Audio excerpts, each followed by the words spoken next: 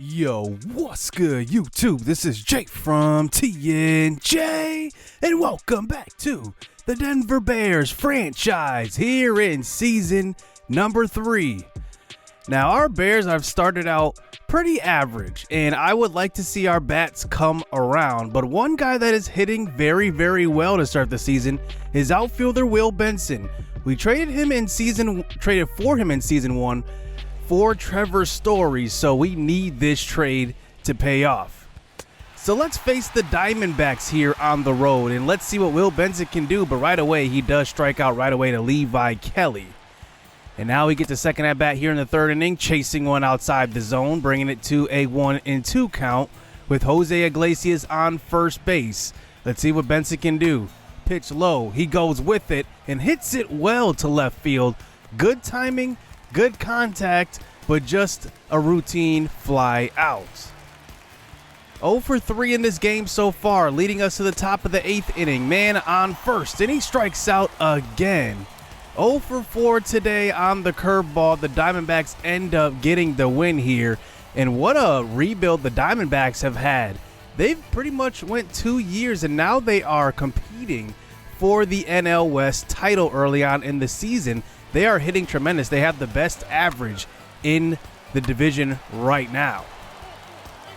So we move on to the next game, and here let's check out Will Benson this time. He's 1 for 3 this time with a 2-run home run, and now it is a 4-4 game here in the top of the 9th inning. Man on first base, pitch over the middle. He hits it hard to left center gap. That one's going to get all the way to the wall, and that one will score one. Benson rounding second, headed to third, and he's got himself a triple here with one out here in the 9th inning. Nick Frey blows that one, and now we have an opportunity to win this game late off of the Will Benson triple to left center. We end up getting the win 6-5 in this one. 7 hits for Denver, 11 for Arizona. They are such a good hitting team. Tim LeCastro and Ketel Marte, David Peralta, and now you add Freddie Freeman to that. How are we going to stop this team? Every team in our division has something that they're very, very strong at, and the Dodgers and San Diego Padres are an all-around team. So early on in the season, we take on a lot of tough matchups as we get through the first month of the season. Now, another young guy I want to check out is Romell Coffer. We traded for him last year, and he has actually not done very well. 1.72 whip to start off the season. I want to see if we can get him some wins early on in the year, get him some confidence going forward, because we're going to need him in the future of the rotation. He's our only real lefty that we have that is pretty good. So here we play against the San Diego Padres, facing Dinelson Lamet, and he is a very good pitcher for the Padres. They have so much depth, but here we try to send Takahashi, and he gets absolutely hosed at second base. Man, I don't know if that was the jump or what, but he's got 90+ stealing and speed, and he gets thrown out by a mile. And then we continue the at-bat with Charlie Blackmon, and it's going to be a fly out. Man, I'm surprised Takahashi was thrown out by that much. So here is Coffer on the mound. Let's see if we can get him a good outing versus the Padres, who really have dominated us so far in this series. He faces Tatis 2 times early on in this game and strikes him out both times. So Coffer off to a good start. 0-0 game now. Here's Takahashi back at the plate, and look at that bunt. Perfectly laid down, 92 speed. You're not going to throw him out. And now he is on first. We're going to try a swipe it bag once again. Rogers at the plate now. Hit and run situation. And once again, Takahashi is thrown out at second with a perfect throw. I don't know what the deal is, but we've been caught stealing twice by our best base stealer on the squad. So Josh Fuentes up to the plate now in the 5th inning. He hits one to the right side, and that's a guy I really need to get going here, as he does get a hit here with one out. As Gary Sanchez comes to the plate, he's hitting below 200 to start the year. He hits a chopper to short. Tatis to second. To first. It's an easy double play. Sanchez has very little speed, 16 speed. As now we move on to the bottom of the 5th inning. Coffer, though, still dealing. There is Tatis again. Has still not gotten a hit off of Coffer, That's a guy we haven't been able to keep off a base. And how about Coffer so far? No runs surrendered. So we move on to the top of the 7th inning. Here is Brendan Rodgers, who is still hitting great. Now, remember in spring training, he carried over like a 380 average into the regular season, and now he is hitting tremendous. And now hitting at the top of our lineup, he is on a 6-game hitting streak, hitting in that 2 spot now. Here is Blackman at the plate. He hits a ground ball to second. That one will move the runner over to third as Rodgers advances. And now we have a chance to bring him in. Here is Keston Hiura at the plate. 0 for 2 in this game so far, 3-2 count. He hits one hard down the left field line. Hiura is such a good 4-hitter. He gets on base quite a bit, and he drives in the first run of the game. 1-0 here for Denver. These low-scoring games, these division games, that's why you love baseball. It's all about the little things. Moving Rodgers over to third base for Blackman and then getting that hit down the left field line, I mean, that's baseball for you.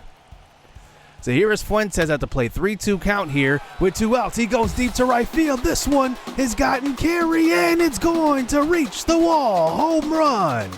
Fuentes with his second home run of the year. 392 feet off of Lamet, and now it is a 3-0 lead here for Denver. And that's going to be the end of Lamet's day. How about this offense late in this game coming around? And here comes Nick Goody in for the save. I want to try him out at that closer position. He is 1 of 1 out of save opportunities, and he's pitching pretty good. We picked him up in the Rule 5 draft. Let's see what he can do. Facing Eric Hosmer, gets him to watch the outside fastball right on the corner. And here there's 1 out in the inning. Christian Vasquez at the plate, and he swings and misses at the up and in 2-seamer.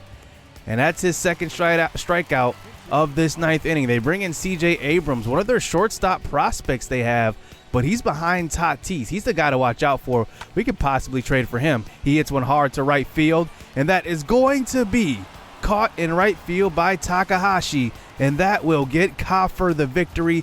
He pitches an absolute gem of a game as well. And remember, we did not give up any runs into the 7th inning, but you love to see that. Coffer is one of those young guys on our squad that's going to be a big part of the future. He struck out 8, walked 2, pitched through 6, only gave up 3 hits. He gets player of the game. Rodgers has that big RBI. Josh Fuentes had that 2-run home run. And we end up getting the win off of just 6 hits, but I got to say, what a great game pitched from Romell Coffer. It's definitely giving us confidence going forward. But in that 2-game set, we end up splitting with the San Diego Padres, but then end up getting swept by the Dodgers. We just cannot win in sim situations. So now here we go, fast forward back to home, and now here is Romell Coffer back out onto the mound. I want to get him some confidence. Like I said, that whip is down from that 174 down to a 153. 24 strikeouts, 14 walks, and 5 starts. Let's see what we can do here versus the Cincinnati Reds. So here is Andrelton Simmons to start out the game here for the Reds. He pops up behind the plate, and Maldonado playing at catcher today in place of Gary Sanchez. He catches that one. And now that brings up the next batter. Deep fly ball to left field. Blackman giving chase, and it gets over his head. And that is going to be a double for Jake Hager. And now that brings up Eugenio Suarez, 240 on the season. He hits one hard to right center. That one's got carry, and Takahashi does run that one down. And we do hold up the runner here from scoring, get it in quickly. And now that brings up Nicholas Castellanos to the plate, hitting .337 on the year, but a screwball, strike 3. That is Ramel Coffer's best off-speed pitch. It definitely catches hitters by surprise. No run surrendered there in the 1st inning. That brings up the red-hot Brendan Rodgers in the 2nd. He hits one to left center gap. He's rounding first, headed to 2nd, and he's got a double here to start out the 2nd inning with no outs. Rodgers is on a tear, and that hit streak keeps on going. Martin Maldonado at the plate, and he does whiff on the outside slider. That brings it to 2 outs here in this inning. Molly's got 4 strikeouts, make it 5. Garrett Hampson can't catch up with that low pitch in the dirt. And still a 0-0 game here through 2. So on to the 3rd inning. Here's Coffer, though. He is pitching tremendous. He gets a batter to strike out that time. Here's the pitcher, Tyler Mahle, at the plate. He misses as well. And that is Romell Coffer's 3rd strikeout. On to the 4th. Another pitch up in the zone. That one's a 97-mile-an-hour two-seamer as that brings up Eugenio Suarez in the fourth. He's swinging and missing at the screwball again. Romell Coffer's 5th strikeout through 4 innings. Now we move to the bottom of the 5th inning. Here is Garrett Hampson at the plate. He goes to opposite field. That one reaches the warning track. Hampson's going to have a double on this one. He's got 96 speed. He is standing up. And how about the start of the season for Hampson and Rogers? Both of them hitting over 300 so far. The Reds go to the bullpen and bring in Jeurys Familia to the plate to face the top of our order. Here is Hitor Takahashi at the plate, and he walks, and that brings up Iglesias. Can we get Iglesias going to start this season? He's off to a very cold start. And here he gets a pitch over the middle and goes to right center. That one will drop in the gap. That's sure to score too, and that one will, as Jose Iglesias will stand up on second with the bases clearing double with 1 out, and Denver takes the lead here with his 5th double of the season. That's a pitch you can't miss, and he did not. Here is Blackman. He goes to opposite field. Let's see if we send Iglesias. We will. The throw is offline, and we will score our 3rd run of the inning as Blackman makes it over to second base, and it's a 3-1 lead here for the Denver Bears. Gotta love the way Charlie Blackman's been hitting in this series. I mean, he has not wavered, even when he's declining in his years, in his mid-30s. On that last year of an $18 million contract, here is Fuentes. He's keeping the hitting going to right field. We might send the runner, but we think twice. The throw was right on line. And now it's going to be bases loaded. Gary Sanchez hitting 165 to start this season. I mean, he is just having a terrible year, and he swings that one out of the zone, and that one will get the Reds out of a long 5th inning. Ramel Coffer, though, staying hot. There is a screwball striking out Andrelton Simmons, his 7th strikeout of the game. Suarez, he's already struck out twice. Make it 3. Inside slider, a 92-mile-an-hour slider. How can you hit that? Nick Senzel at the plate now with 2 outs. Ground ball, Fuentes to second. Roger steps on. And now we get through 6 innings. And now we're on to the bottom of the 7th. Here is Blackman at the plate going to opposite field. And that one will drop in. Blackman, Hira, all those guys in the middle of our lineup. Such good hitters.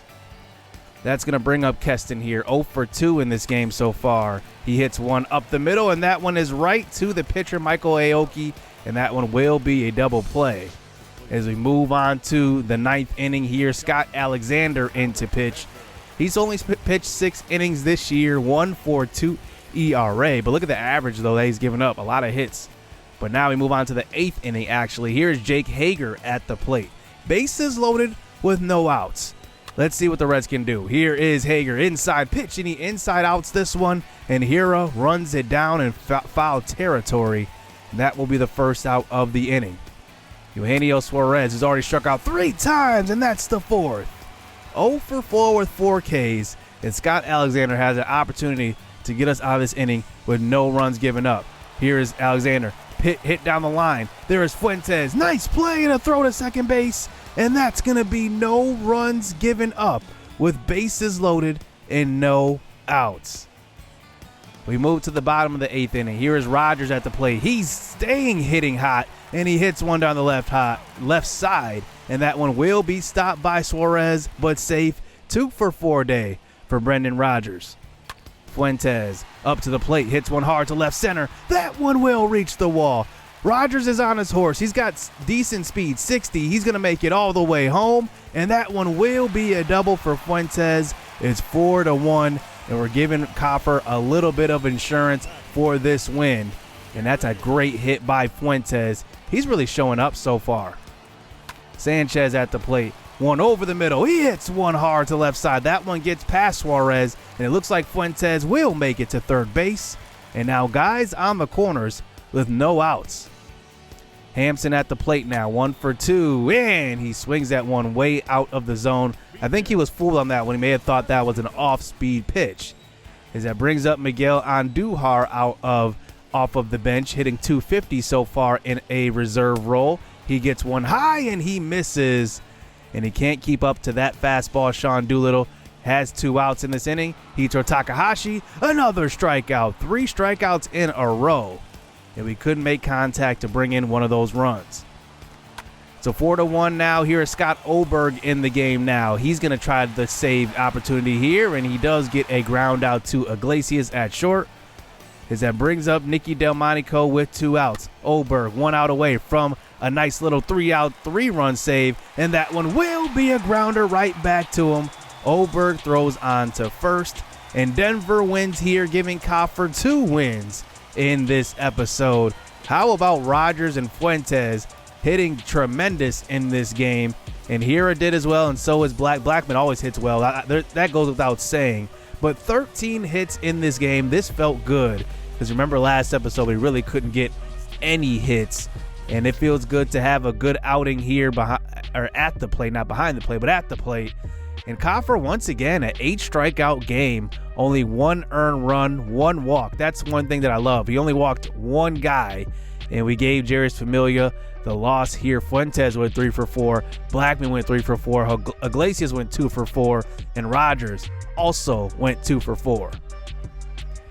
So we improved that average up to 236 as a team. It's not great, obviously, but at least we are improving a little bit. And we are not even at 100 runs scored in this season so far. But I do want to start, taking more risks, hitting runs, situations like that, and try to manufacture some runs, because right now we're not doing anything as far as run producing, but we get a couple of wins in this episode. Now, catcher position is a position that I'm really, really concerned about.